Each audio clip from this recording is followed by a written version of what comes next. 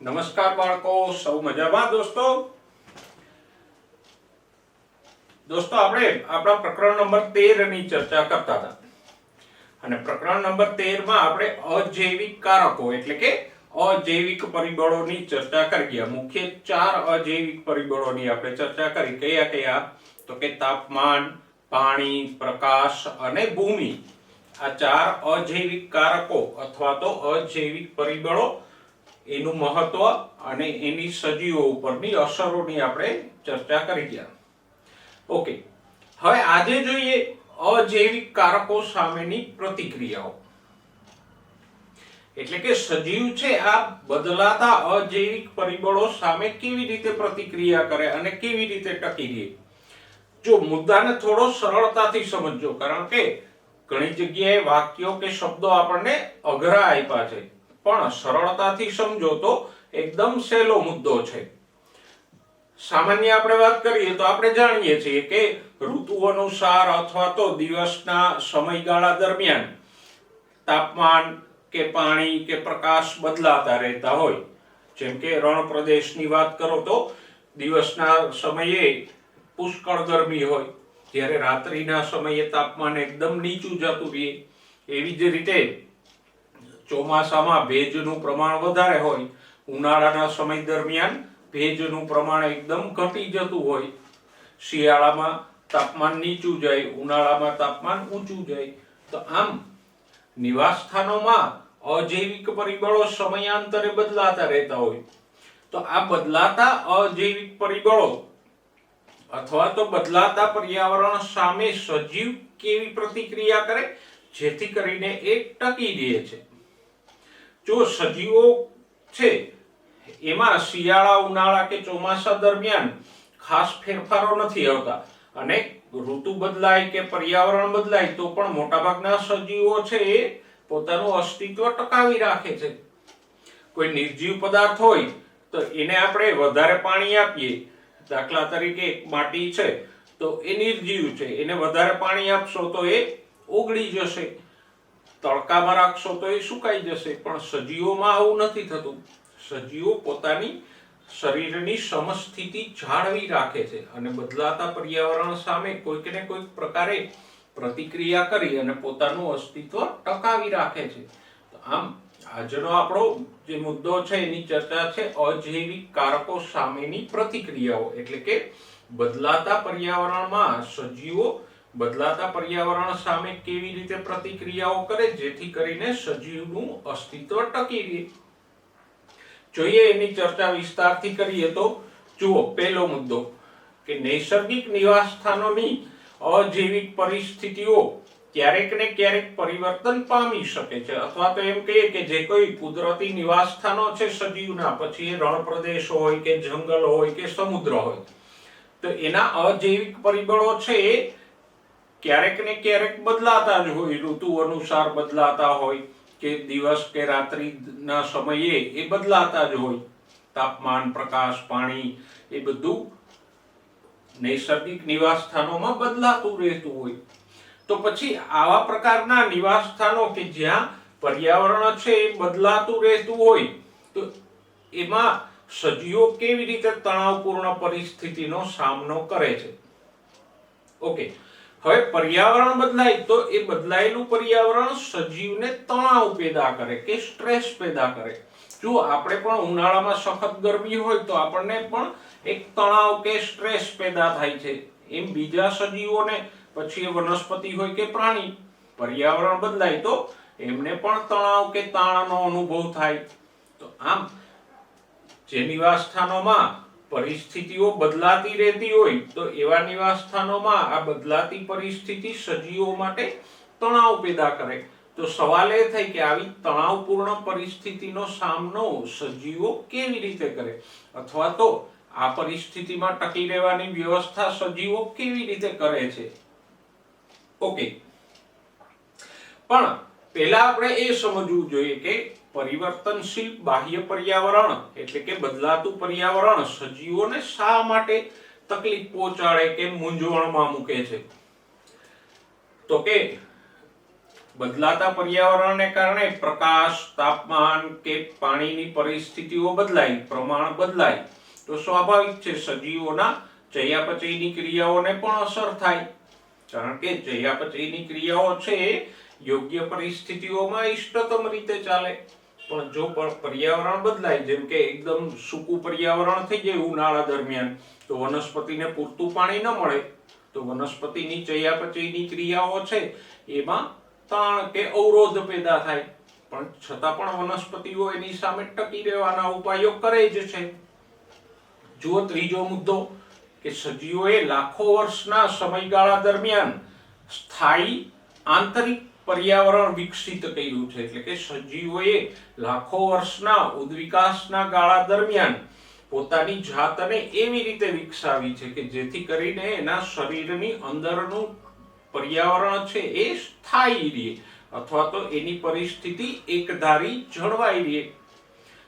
આપણા જ શરીરની વાત કરો તો જુઓ, આપણા શરીરમાં તાપમાન એકધારું જળવાઈ રહે છે. આપણું શરીર પાણીનું પ્રમાણ પણ એક ચોક્કસ જાળવી રાખે છે. વધારે પાણી હોય તો આપણું શરીર મૂત્ર વાટે નિકાલ કરી દે, પાણી ઓછું હોય તો મૂત્રમાંથી પાણીનું પુનઃ શોષણ કરીને શરીરમાં પાણીનું પ્રમાણ જાળવી રાખે. તો આમ જેમ ઉદ્વિકાસ દરમિયાન આપણા શરીરમાં તાપમાન જાળવવાની ક્ષમતા કે પાણીનું પ્રમાણ જાળવવાની ક્ષમતા વિકસી છે, એમ લગભગ બધા જ સજીવોમાં ઉદ્વિકાસના આ લાખો વર્ષના સમયગાળા દરમિયાન એનું આંતરિક પર્યાવરણ એક સમાન જળવાઈ રહે એવી ક્ષમતા સજીવોએ વિકસિત કરી છે કે જેથી કરીને આંતરિક પર્યાવરણ એક સમાન જળવાય અને એની જૈવ રાસાયણિક કે દેહધાર્મિક ક્રિયાઓ છે એ કાર્યદક્ષતાથી એટલે કે સારી રીતે થઈ શકે. જો શરીરનું પર્યાવરણ બદલાતું રહે, જેમ કે શરીરનું તાપમાન વધારે પડતું બદલાય, શરીરમાં પાણીનું પ્રમાણ વધારે પડતું બદલાય, તો પછી શરીરની જૈવ રાસાયણિક કે દેહધાર્મિક ક્રિયાઓ સારી રીતે ન ચાલે. પણ સજીવોએ એક ક્ષમતા વિકસાવી છે કોઈને કોઈ પ્રકારે કે જેથી કરીને આ બદલાતા પર્યાવરણમાં પણ પોતાના શરીરનું પર્યાવરણ કે પોતાના શરીરની આંતરિક સ્થિતિ એક સરખી જાળવી શકે અને એના જૈવ રાસાયણિક કાર્યો કે દેહધાર્મિક કાર્યો છે એને એ કાર્યદક્ષતાથી એટલે કે સારી રીતે ચલાવી શકે. ઓકે, જો અહીંયા આપણે અજૈવિક કારકો સામેની પ્રતિક્રિયાઓની ચર્ચા કરવાની છે. એમાં મુખ્ય બે કારકો છે.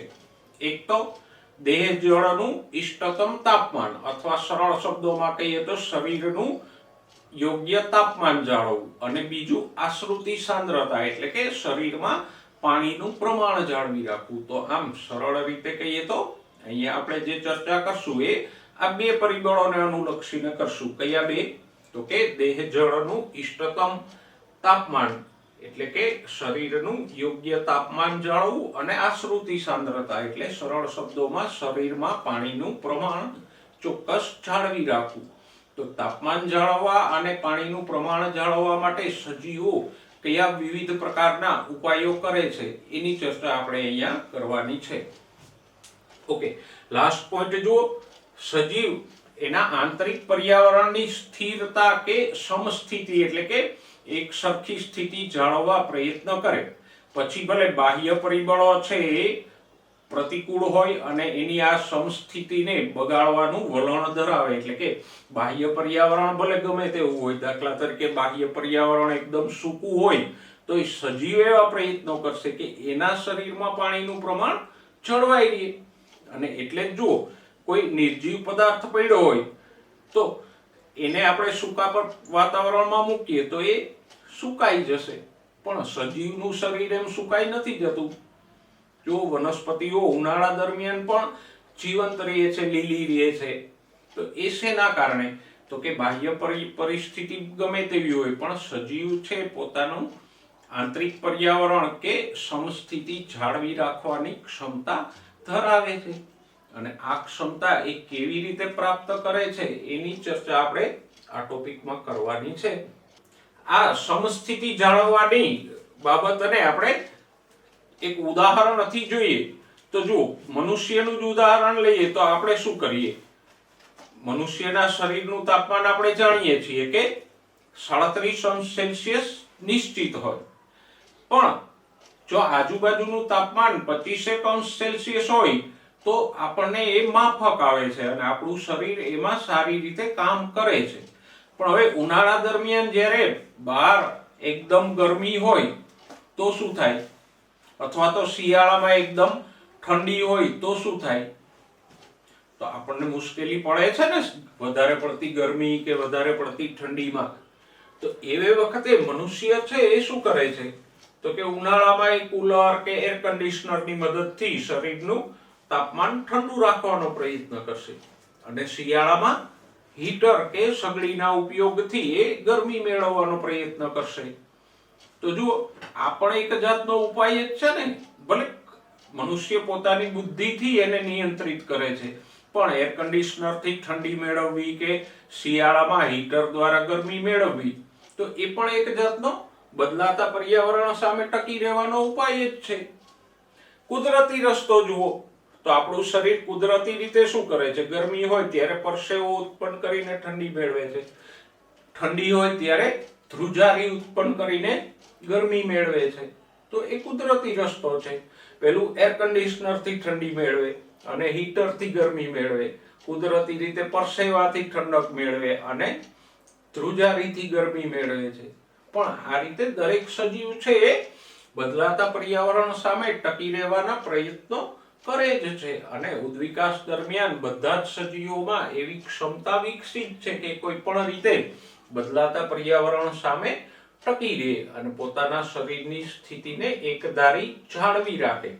જો બદલાતા પર્યાવરણમાં સજીવ શરીરની સમસ્થિતિ જાળવી રાખે તો જ એના દેહધાર્મિક કાર્યો છે એ યોગ્ય રીતે ચાલી શકે.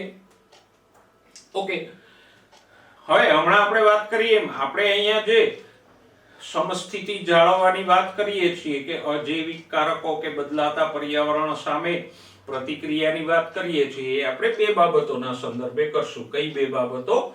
તો કે દેહ જળનું કે શરીરનું તાપમાન જાળવવું અને આશ્રુતિ સાંદ્રતા એટલે શરીરમાં પાણીનું પ્રમાણ જાળવવું.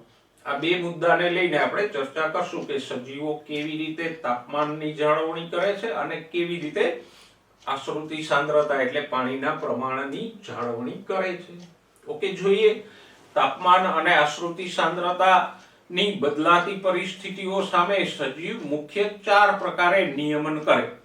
પેલું કયું છે તો કે એક ઉપાય છે નિયમન કરવું, રેગ્યુલેટ કરવું. બીજો ઉપાય છે બદલાતા પર્યાવરણને અનુકૂળ થવું. ત્રીજો ઉપાય છે સ્થળાંતરણ કરવું, એટલે કે કોઈ એક સ્થાને સજીવ વસતો હોય ત્યાં પર્યાવરણ બદલાય તો એ સ્થળાંતરણ કરીને બીજા અનુકૂળ જગ્યાએ જતો રહે. અને ચોથો ઉપાય છે મુલતવી રાખવું, એટલે કે શરીરની ક્રિયાઓને એ મુલતવી રાખે છે.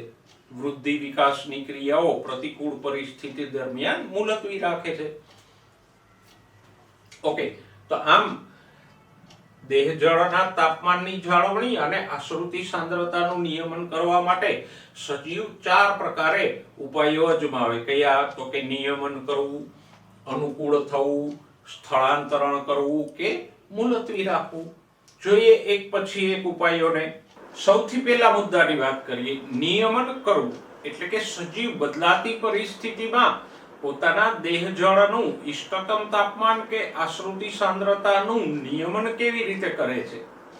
તો ઘણા સજીવો એવા છે કે જે દેહધાર્મિક કે વર્તણૂક સાધનો એટલે કે ઉપાયો દ્વારા પોતાના શરીરમાં આશ્રુતિ સાંદ્રતા અને તાપમાનની સમસ્થિતિ જાળવી રાખવા માટે સક્ષમ હોય.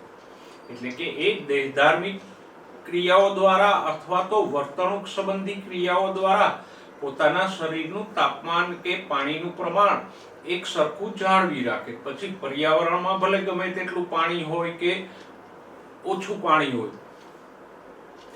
જો ખાસ યાદ રાખજો, નિયમન કરતા સજીવો કયા છે તો કે પક્ષીઓ અને સસ્તનો એમાં મુખ્ય છે. એ ઉપરાંત અમુક નીચલી કક્ષાના પૃષ્ઠવંશી કે અપૃષ્ઠવંશીઓ છે એ પણ આવું તાપમાન અને આશ્રુતિ સાંદ્રતાનું નિયમન કરવાની થોડી ક્ષમતા ધરાવે છે. સસ્તનોની વાત કરો, એમાંય મનુષ્યની વાત કરો તો મનુષ્યના શરીરનું તાપમાન 37°C સ્થિર રહે છે. અને આ તાપમાનનું નિયમન આપણે કેવી રીતે કરીએ છીએ? જો શિયાળો હોય કે ઉનાળો હોય, આપણા શરીરનું તાપમાન તો 37°C જ રહે છે. તો આપણે એક ક્ષમતા ધરાવીએ છીએ કે આપણે આપણા શરીરના તાપમાનનું નિયમન કરી શકીએ છીએ, એને રેગ્યુલેટ કરી શકીએ છીએ. કેવી રીતે નિયમન કરી શકીએ છીએ? જુઓ તો કે એકદમ ગરમી હોય ત્યારે આપણું શરીર પરસેવો ઉત્પન્ન કરે અને આ પરસેવાના બાષ્પીભવનથી આપણને ઠંડક મળે. તો એ રીતે બહાર તાપમાન વધારે હોય તો આપણું શરીર ઠંડુ રહે, આપણા શરીરનું તાપમાન વધતું નથી. એવી જ રીતે બહાર તાપમાન ઓછું હોય શિયાળામાં તો આપણું શરીર કંપારી કે ધ્રુજારી ઉત્પન્ન કરી અને ઉષ્મા પેદા કરે, જેથી કરીને તાપમાન 37° જ રહે. આ રીતે આપણે આપણા શરીરના તાપમાનનું નિયમન કરી શકીએ છીએ. અને બાકીના સસ્તનો અને પક્ષીઓ પણ આવી જ રીતે તાપમાનનું નિયમન કરે છે. સેમ વસ્તુ આપણે આશ્રુતિ સાંદ્રતા માટે પણ કહી શકીએ કે હમણાં જ આપણે વાત કરી એમ કે આપણા શરીરમાં વધારે પાણીનું પ્રમાણ હોય તો મૂત્ર વાટે આપણું શરીર એનો નિકાલ કરી દે છે. પાણીનું પ્રમાણ ઓછું હોય તો મૂત્રમાં પણ ઓછું પાણી જાય છે, જેથી શરીરમાં પાણીનું પ્રમાણ ઘટે નહીં. તો આમ એવા સજીવો કે જે પોતાના શરીરના તાપમાનનું નિયમન કરે છે અને એને ચોક્કસ તાપમાન જાળવી રાખે છે, એને કહેવાય નિયમન કરનારા. અને નિયમન કરનારા સજીવો કયા છે? તો કે પક્ષીઓ અને સસ્તનો એ તાપમાનનું નિયમન કરવાની ક્ષમતા ધરાવતા છે. અને આ સજીવોને આપણે કેવા કહીએ? સમતાપી કે ઉષ્ણ રુધિરવાળા સજીવો કહીએ. ખાસ ખ્યાલમાં રાખજો, પક્ષીઓ અને સસ્તનો એ પોતાના શરીરનું તાપમાન ચોક્કસ જાળવી રાખે છે, માટે એમને આપણે સમતાપી કે ઉષ્ણ રુધિરવાળા સજીવો કહીએ છીએ. ઓકે, વનસ્પતિઓ છે આવી કોઈ પ્રક્રિયા ધરાવતી નથી કે પોતાના શરીરનું તાપમાન એ નિશ્ચિત જાળવી રાખે. એવી કોઈ પ્રક્રિયાઓ વનસ્પતિ કે અન્ય સજીવો ધરાવતા નથી. ઓકે, અજૈવિક કારકો સામેની પ્રતિક્રિયાનો બીજો ઉપાય જોઈએ, એ છે અનુકૂળ થવું. મોટાભાગના પ્રાણીઓ એટલે કે લગભગ 99% પ્રાણીઓ અને બધી જ વનસ્પતિઓ છે એ એની આંતરિક પર્યાવરણ સ્થિર રાખવા સક્ષમ નથી. એટલે કે શરીરનું તાપમાન એ પક્ષીઓ કે સસ્તનોની જેમ નિશ્ચિત જાળવી શકતા નથી. તો 99% સજીવો છે એ પોતાના શરીરનું તાપમાન સ્થિર રાખી શકતા નથી. ફક્ત 1% એટલે સસ્તનો અને પક્ષીઓ જ તાપમાનનું નિયમન કરી શકે. તો પછી આ બાકીના 99% નું શું? એમ ઠંડી હોય કે ગરમી હોય તો એમનું શું થાય?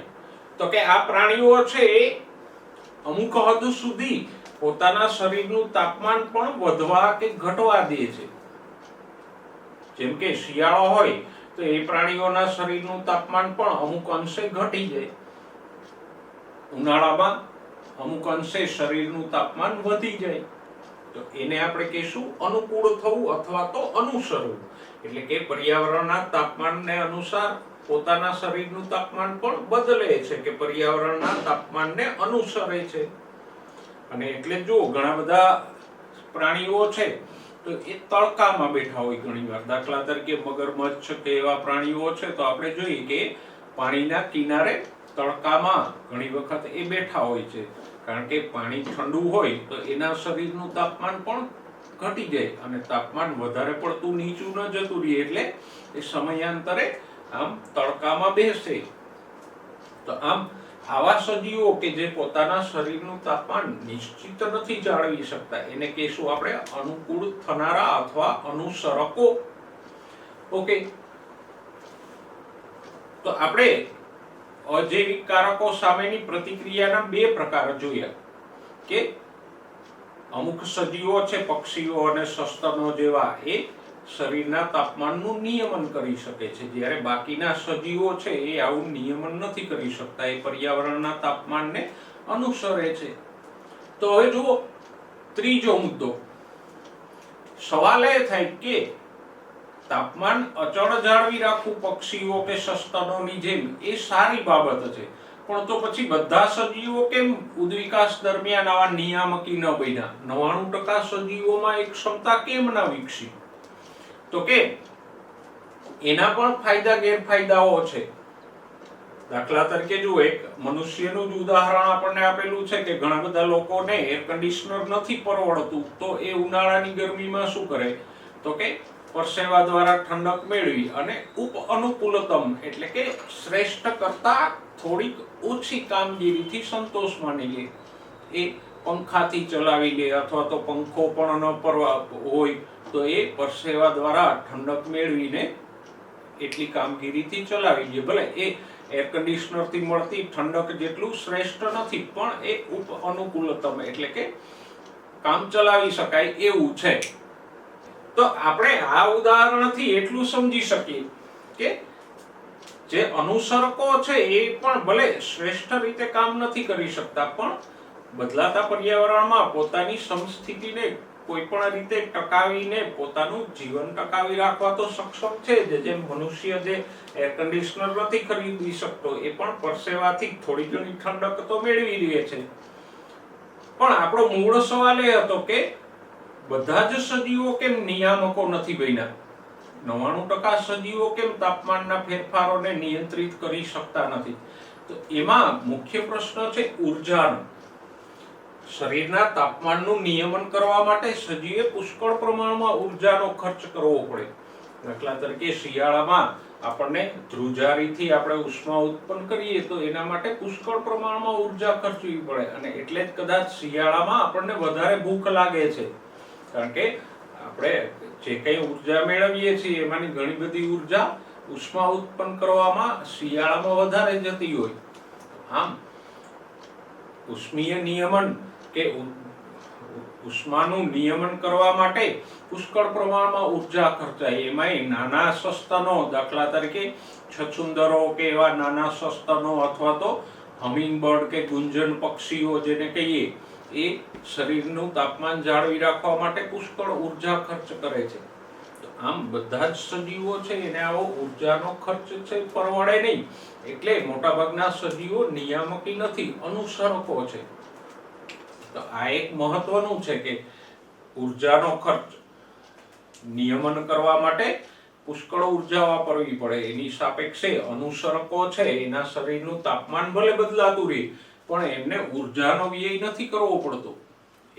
થોડા સરીસૃપોના ઉદાહરણો લ્યો તો મગર છે કે અજગર જેવા પ્રાણીઓ છે કે જે કદમાં મોટા છે, છતાંય આપણી સાપેક્ષે એને ખોરાક ઘણો ઓછો જોઈએ.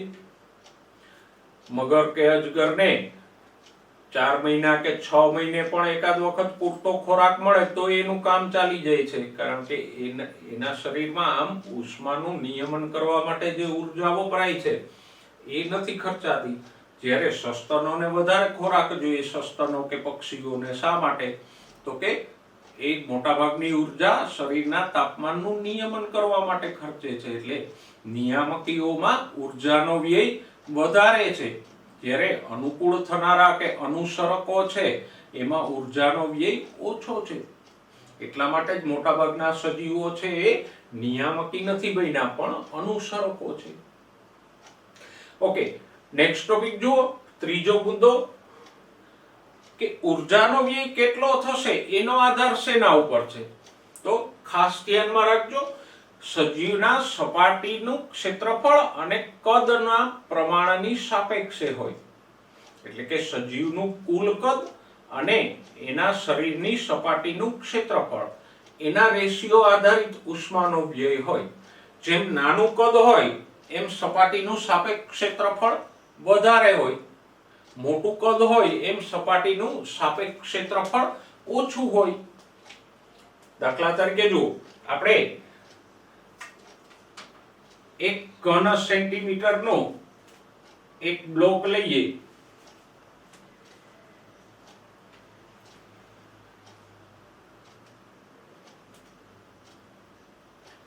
તો આનું કદ તો આપણે જાણીએ છીએ કેટલું છે, તો કે 1 સેન્ટીમીટર ઘન. બીજો એક બ્લોક આપણે લઈએ 2 ઘન સેન્ટીમીટરનો,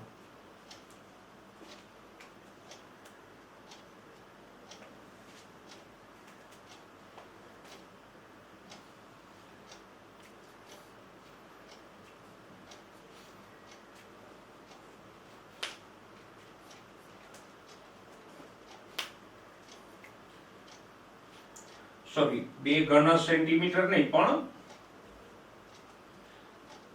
2 સેન્ટીમીટર બાય 2 સેન્ટીમીટર અને 2 સેન્ટીમીટર, એટલે એનું કુલ કદ થશે 2 ગુણ્યા 2 ગુણ્યા 2 8 ઘન સેન્ટીમીટર.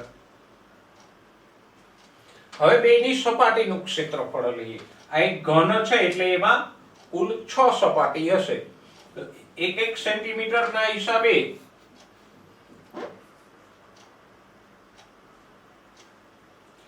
એક સાઈડ નું ક્ષેત્રફળ કેટલું થાય તો કે 1 ચોરસ સેન્ટીમીટર. તો આવી 6 સપાટી છે તો ક્ષેત્રફળ કેટલું થશે 6 ચોરસ સેન્ટીમીટર. જ્યારે અહીંયા 2 ગુણ્યા 2 એક સાઈડ નું ક્ષેત્રફળ કેટલું થશે 4 સેન્ટીમીટર. તો એની સામે આવી 6 સપાટી એટલે 4 ગુણ્યા 6 કુલ ક્ષેત્રફળ કેટલું થશે 24 ચોરસ સેન્ટીમીટર.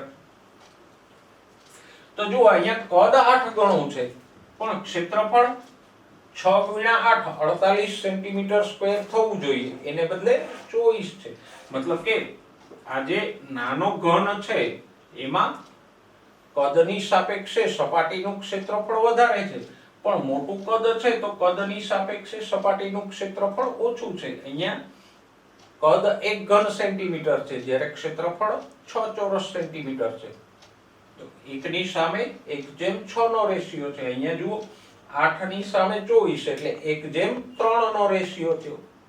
તો આમ કદ મોટું હોય એમ સપાટીનું ક્ષેત્રફળ ઓછું હોય કદની સાપેક્ષે, જ્યારે નાનું કદ હોય તો કદની સાપેક્ષે સપાટીનું ક્ષેત્રફળ વધારે હોય.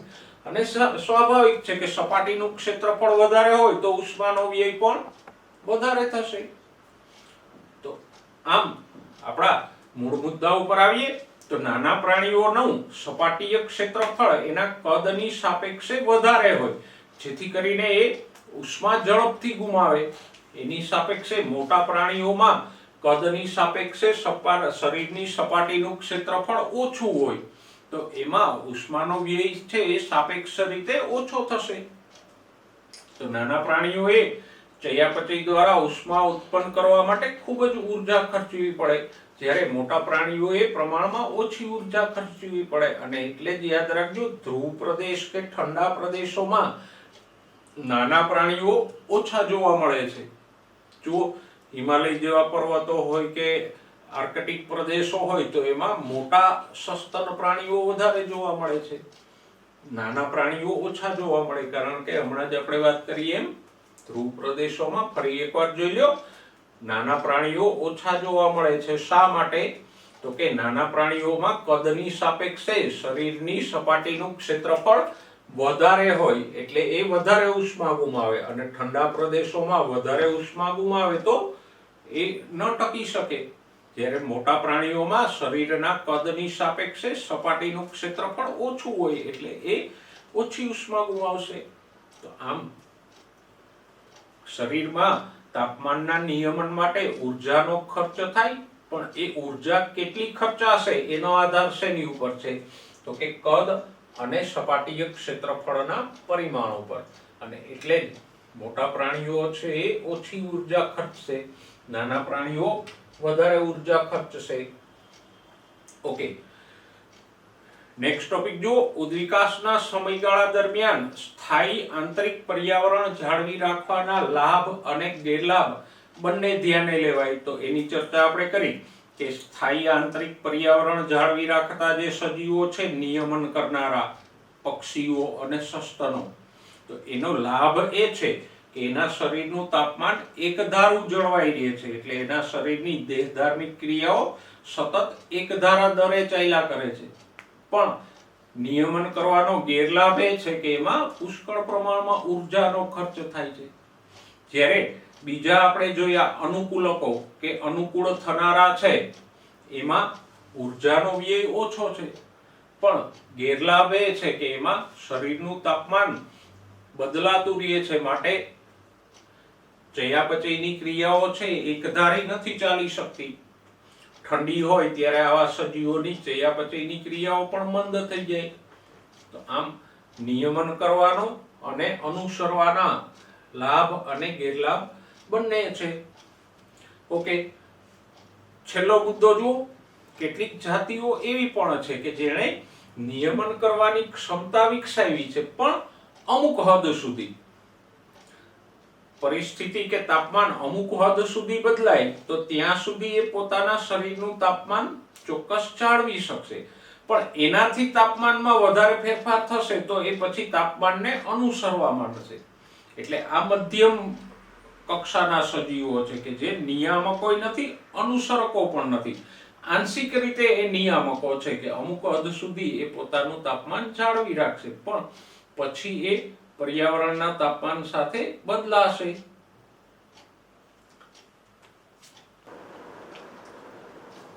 તો આમ આપણે 3 પ્રકારના સજીવોની વાત કરી. એક નિયામકો કે જે પોતાના શરીરનું તાપમાન એક સમાન જાળવી શકે છે. બીજા અનુકૂળ થનારા કે અનુસરકો કે જે બદલાતા પર્યાવરણ સાથે તેના શરીરનું તાપમાન પણ બદલાય છે. અને ત્રીજા છે આંશિક નિયામકો કે જે અમુક હદ સુધી તાપમાનનું નિયમન કરી શકે, પણ ત્યાર પછી એ નિયમન કરી શકતા નથી. ઓકે, જો આ આલેખથી આપણને ત્રણેય દર્શાવ્યા છે. આંતરિક સ્તર એટલે શરીરની અંદરનું તાપમાન, બાહ્ય સ્તર એટલે બહારના પર્યાવરણનું તાપમાન.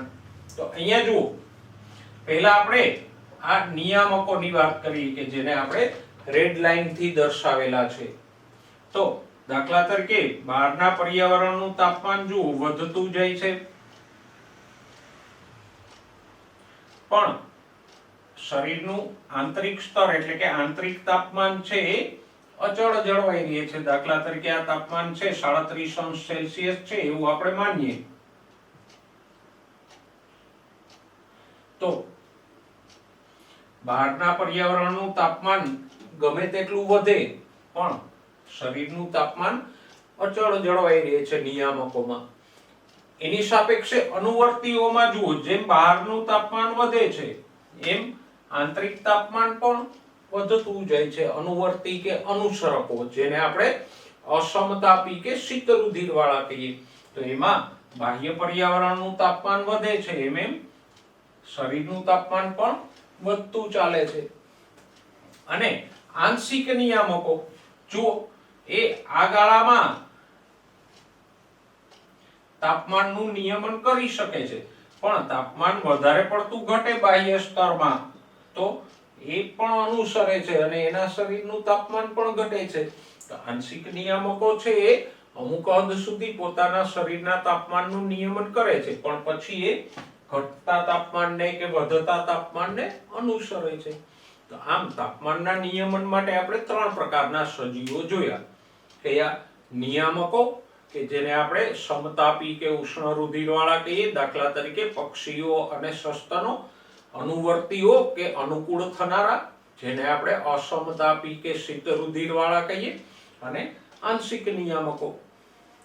તો દોસ્તો, પર્યાવરણ સામેની પ્રતિક્રિયાઓમાં આપણે આજે 2 પ્રતિક્રિયાઓ જોઈ. કઈ તો કે નિયમન કરવું અને અનુકૂળ થવું.